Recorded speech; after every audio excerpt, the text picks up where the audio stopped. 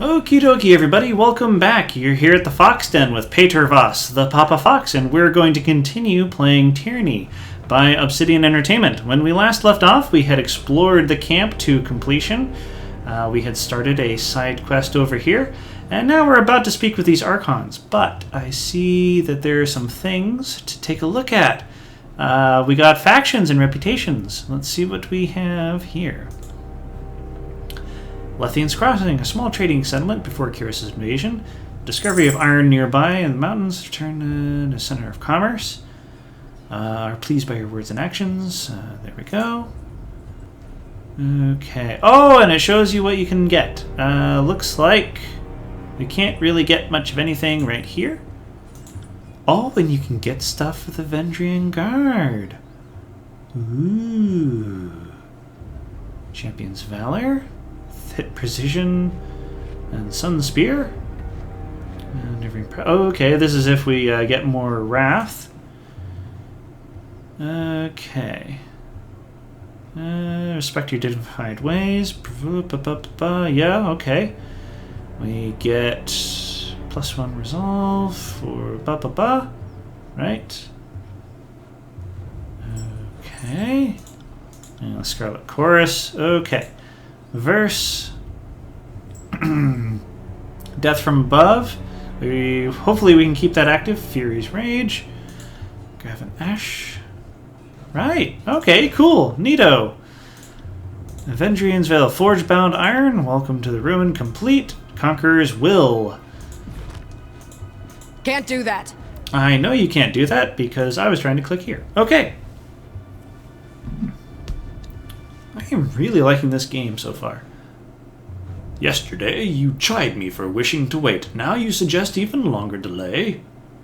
Perhaps the voices in your skull ought to come to consensus if you wish to be taken seriously. Good advice is flexible, changing with the moment. Besides, now we're agreeing with you.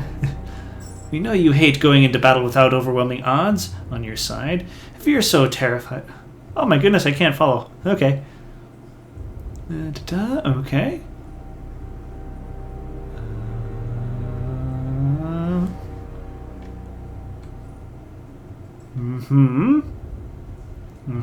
Okay. Better than death. Calm now. Curious orders. Patience, old chum. Okay, what do we have here? This battle report from Echo Call Crossing blames the failure of the assault on the village on the Scarlet Chorus, apparently. Apparently, their scouts failed to report critical intelligence about the enemy composition. Oh, I was going to grab stuff. Dang it. Ah, well. That's 4 reports of avalanches in the mountains now. The Tearsmen can barely count past 9. They have neither the capacity nor the cause to close off the mountain passes. Either way, that leaves the 2nd and 4th cohort trapped outside the valley.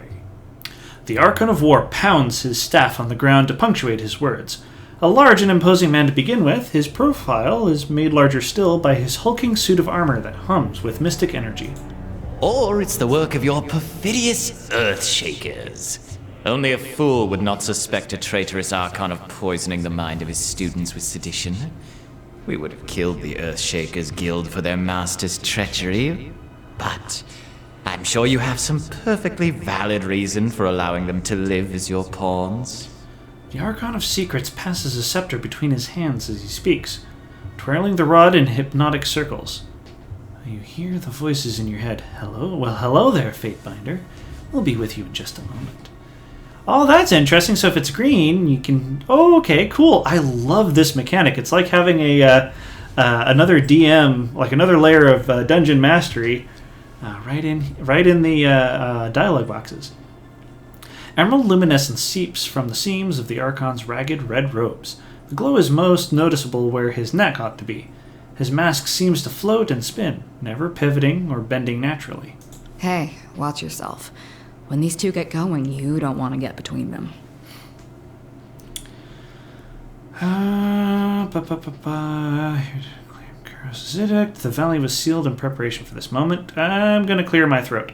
Because I'm still not too keen on releasing this edict. I always know you've run out of things to say when you resort to mocking my vassals. If we are to speak of treachery, why is it that my scouts see the Scarlet Chorus warriors defecting back to the Vendrian Guard? Your fearsome reputation has gone flaccid, for it seems you cannot control your soldiers, or perhaps you simply choose not to.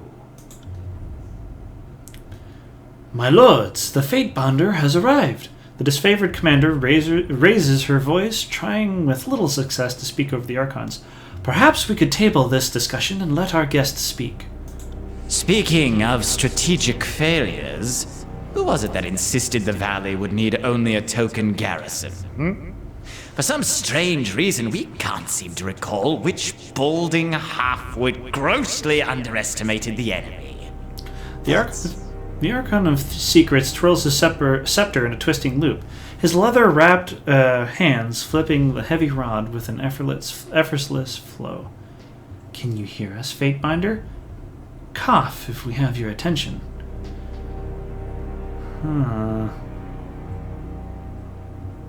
You two are just about done. Minor favor, minor wrath.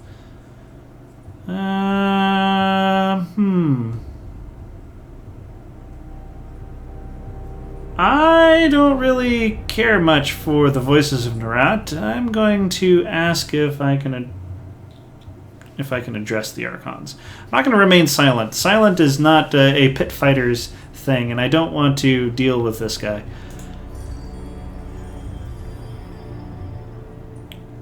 Oh, cool. Okay. Iron Marshal Ernos. Governor. Governor Petra Voss. Long have we been honored by your iron. Now we are honored by your presence. I must apologize for my lords. Tempers run high of late. Okay, cool.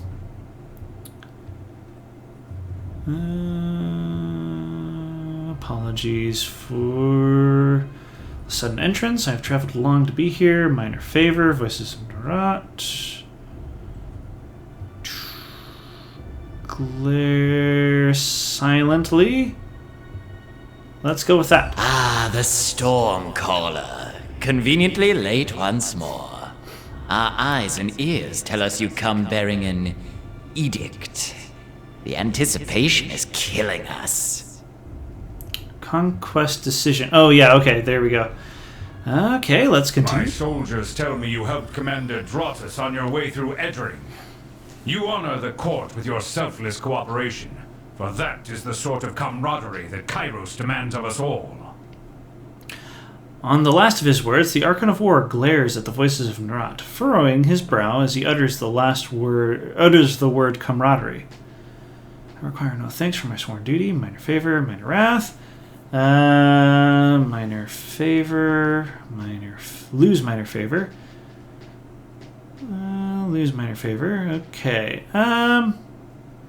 We're gonna tiptoe about this because we're trying to kind of be a diplomat, and I don't want to side with either one of these folks just right now. I know that'll give us like bonuses, but let's see what happens. Edict for claim. It seemed only yesterday you were proving your worth in battle, assisting my warriors in the siege of the bastard city. Now Kairos has chosen you for a second time to proclaim an edict. Tell us, good Fatebinder, what sort of punishment does the Overlord have in store for the Oathbreakers? The Overlord's loyal servants must hold Ascension Hall by Kyros's Day of Swords, or all in the valley shall perish. It seems you need some encouragement to work together. Kyros's edict will end lives of everyone in this valley. Day of Swords, minor favor, minor wrath. In honor of your incompetence and disarray, the edict will execute every living thing. Okay. Minor wrath versus minor loyalty. We're going to go with the first one. Again, we're not going to want to side with either one of these. The earth sways with each word you utter. The air thickening with warmth as you pronounce the tersely phrased commandment. It's every syllable drafted by the hand of Kyros. With the edict proclaimed, your pulse quickens and the muscles in your legs, worn from a long trip down the mountains, feel renewed. The tired limbs now nearly buoyant with vigor.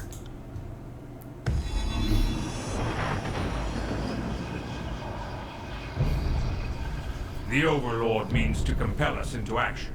No doubt the avalanches in the mountains are part of this ultimatum. We must conquer the Oathbreakers or die in failure. There is no room for error, and no other way out of this valley alive. We'll need to advance across the Mitanni. We lose everything if we stand still. And we move to back up Plan Green. The Earthshakers didn't make it over the mountain in time. So we do this the hard way. Over the walls instead of through. The Archon of War taps a finger against his temple. A low rumble escapes under his beard. So you found your backbone at last! Oh, we were worried past humiliations would make you soft, timid. That was a record for you, right? The baker's dozen lost in one sortie. If you had waited for the chorus reinforcements, maybe we'd have eyes and ears on the matter. The Archon of Secrets passes his scepter from one hand to the next, chuckling softly with each toss. Watch him squirm, so many tears over replaceable, expendable, useless soldiers. I miss the old Archon of War. You'd never see Blood Echo in a blubbering mess over a few dead killers. He'd use the knuckle bones of his best disciples for jewelry, and even made a breastplate out of his dead brother's... his dead brother's ribcage. Because that's how a real man deals with grief. Yeah, I don't like this guy. Okay. Gain minor favor, lose minor favor. Actually, okay, so this is one of the things that I'm starting to do here, and I'm catching myself.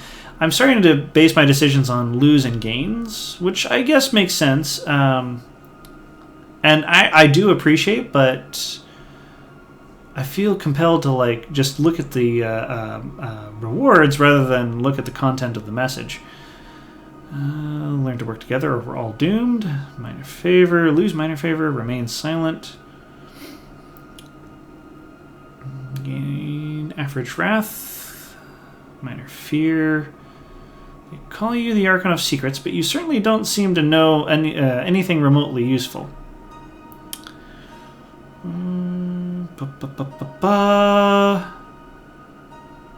Subterfuge 21. I'm gonna piss this guy off a little. I second the Fatebinder. Thought you had the memories of one of those Oathbreakers rattling about that bronze gourd of yours. Would Kairos' mighty spy master please enlighten this gathering of allies with some scrap of strategic insight? The Archon of Secrets turns his head to the side until the face mask is turned around a new facet of the mask, and a new facet of the mask presents itself as facing forward. When the next Archon speaks, the trembling voice of a younger man can be heard. Our river was to be the bulwark, but with the Tidecasters slain, what hope remains? It's so cold in here. Help me, please. The Archon turns his head far to the side until the previous facet of his mask now looks forward. Suggests this is the voice of the late Mitanni Genev, ranking member of the Vendrian Guard. The wealthy house Mitanni owned much of the realm of Apex before the coming of Kyros, and the major river in the valley bears the Mitanni name. Our sources tell us the Oathbreakers had some sort of magical trick in store. But this knowledge is tinged with fear, trepidation. If we make a move for the Mitanni, we suspect the Oathbreakers will mount a counterattack that is equal parts valiant and futile. That voice, who was it? That was Mitanni Yanev, former noble of Apex and one of the leaders of the Vendrian Guard. Back when they were half-respectable enemies that knew how to lose with dignity. When the Guard first surrendered, Yanev presented himself to us. What he knew, we now know. Okay. Our lives in the balance, you two bicker like children. Now go solve this problem you started. Wrath, favor. Okay. Gain average favor, number sitting isle. Voices of Nerat, I trust you. Have your herd ready to march. Gravinash, Wrath. Okay, we're enough talking. There's work to be done. My Lord Barrack and his band have been drilled on the Echo Call assault plan. The Crescent Runners should be briefing him as we speak regarding the latest enemy movements along the river. I'll dispatch him at once. The Iron Marshal salutes, clapping her gauntlet to her breastplate. And I will ensure the chorus stands ready to march if the disfavored can take the river. The chorus has the manpower to secure the outer ring of the valley. Our soldiers clamor for battle, and at last we shall have it. Voss, we command you to continue guarding the Fatebinder. Tunan's chosen is our honored guest, and must be shown our finest hospitality. I won't let you down, boss. She'll get through the campaign in one piece, as long as she doesn't do anything too stupid. Yeah, we're probably going to do some stupid things. Let's check to see what we have on the old ticker. Okay. The Archon twirls the scepter one last time, then taps the fifth eye on the shoulder, and the two depart. Suit yourself, Fatebinder. The more you ignore us... That's what I have to say to that. Normally I like green as a color, but... Finally, the fool and his puppet are gone. Perhaps now I can hear myself think. Rarely do I question Kairos' judgment, but I will never understand why the Voices of Nerat is given such authority. I shudder to think what will become of us all should Tunan favor him in the end. Though the edict threatens the Scarlet Chorus just as it threatens us, I cannot shake the feeling that our allies will work against us. You've shown your worth in war, and your name has been known to the Legion since the very beginning of this long conquest. So I'd ask that you join us this one last time, to help us wrap up this last objective. If you wish to be counted amongst the glorious, speak with the Iron Marshal. She will direct the order of battle until we are ready for the final push into the Citadel. I'm short a few scouts, short a few soldiers, short of a few of everything. I'm sure my brethren would be grateful for the assistance of a skilled outsider. Okay, I would be honored to help the disfavored. And... glare silently. Minor wrath. Minor wrath. Minor loyalty. What of the Scarlet Chorus? How will they be helping? I ask myself that question often. While we take the river crossing, the Scarlet Chorus should be using their sizable presence to remove the Oathbreaker patrols lurking in the outer valley. The Oathbreakers have maintained a sizable force outside the Citadel. We need the Chorus manpower to scour the region. Otherwise, the Oathbreakers will attack at our heels once we cross the Matani. I would be honored to help. The Iron Marshal salutes Graven Ash and then turns to leave the tent. I will be at the training grounds, readying the soldiers. Find me there when you are ready. She pauses, clearing her throat. And though I am loath to mention it, the chorus can likely use your assistance. They certainly won't secure the outer valley on their own.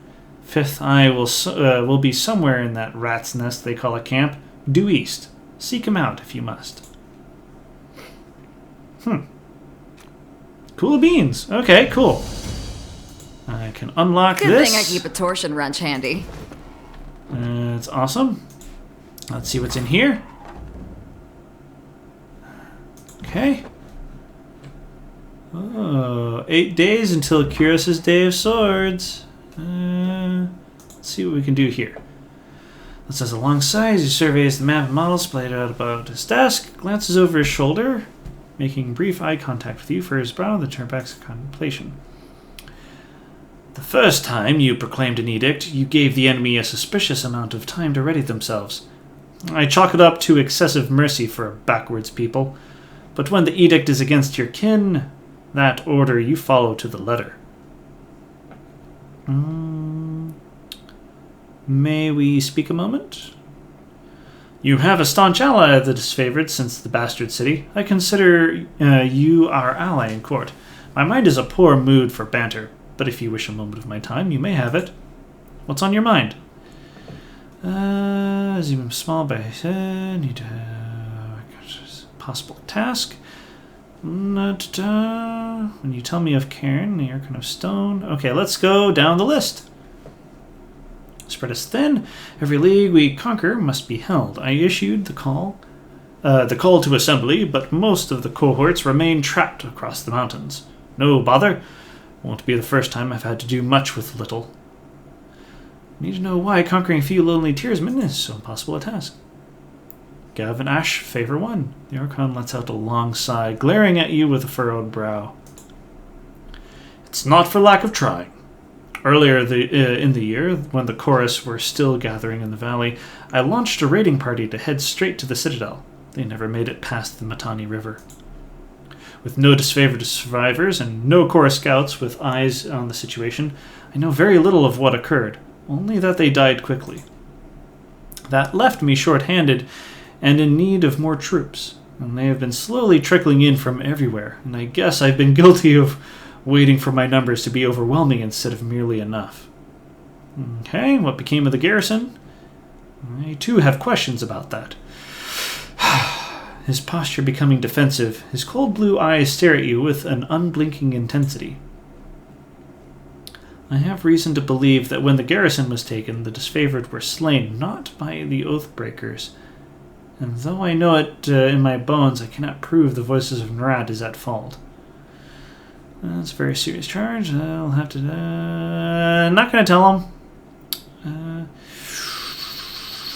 him. Reason to believe... What is your reason to believe such a thing? It is well known that I can protect my soldiers from harm even if they are beyond my sight. What is less known is that I sense every cut, every kill, every illness. No harm to my soldiers escapes my notice. Of the warriors posted at the Vedrian's Well Citadel, only 2 were slain in the uprising, but a few others died later, and horrible, painful magic was involved. My son was one of those who died under such unusual circumstances. For a second, the Archon of War trembles, his eyes widening with a faraway stare. We can use lore, so I'm probably going to use this one. Have customs against killing prisoners. I'd expect your warriors to be slain in the heat of battle, but not after. Do they? I suppose I'm guilty of paying little heed to what these hill folk believe. This makes it all the more troubling they died when they did. I need to consider what you have told me. Let us speak of something else. Can you tell me of the Cairn, the late Archon of Stone? I should have known sooner or later his heart. Known sooner his heart strayed from Kyros. I needed to split our forces, send him to Azura while I attacked Stalwart, but that was a mistake. Without me looming near, he must have felt free to live out his traitorous dreams. What do you think? Why do you think he turned against Kyros? Cairn only served us because death was the alternative. He did not admire the unity and progress that Kyros brings. While I suspect Chorus agents may have whispered treachery in Cairn's ear, I think it wholly possible Cairn fell into disloyalty by his own volition. I think this guy sounds interesting. What has become of Cairn's disciples, the Earthshakers? Cairn's chief disciple, Radix, now speaks for the guild. It is true that my warriors are a bit apprehensive about our magical allies. Many suspect Cairn's treachery was taught to them, but I have vetted the guild, pruned who I do not trust, and kept those I can. Something else? Plain as day. How did this antipathy begin? Our rivalry is an old one. The Voices of Nerat served Kyros before I did, and I believe he hates me for being roughly the same status in the eyes of the Overlord, despite being the younger Archon selected to lead an army through the tiers. The Archon furrows his brow, grumbling softly as he stares. This war seems to have brought out the worst in us. We've disagreed on strategy at every turn. Minor favor. Lore 37. If I have my history right, you used to fight against Nerat. That is true. There was a time before I was Archon of War, at a time when I took arms against the Overlord. At the time, the Voices of Nerat was among those invading the lands I called home. So too was Blood Echo, the previous Archon of War. My warriors and I ambushed and killed the old Archon of War, but the larger campaign was lost. He had to surrender. When Kyros awarded me the honor of being the next Archon of War, the Voices of Nerat wanted me for his slave pens, or some equally terrible fate. So, yes, he and I have a long history, and that is all I wish to speak of it. Well, that's all. For the glory of Kyros. Cool. Aye. Let's see how much time we have left on the old ticker. Oh! Well, looks like I didn't set the alarm. So, we're going to call that an episode. If you've enjoyed, go ahead and feel free to hit that like button. If you want to give me some feedback, that's also awesome. As always, if you enjoy the rest of my videos, go ahead and subscribe to the channel. It's great to see you all here at the Fox Den. I hope you'll come back and pull up a chair next time for some more Tyranny. Alrighty, you take care now. Bye.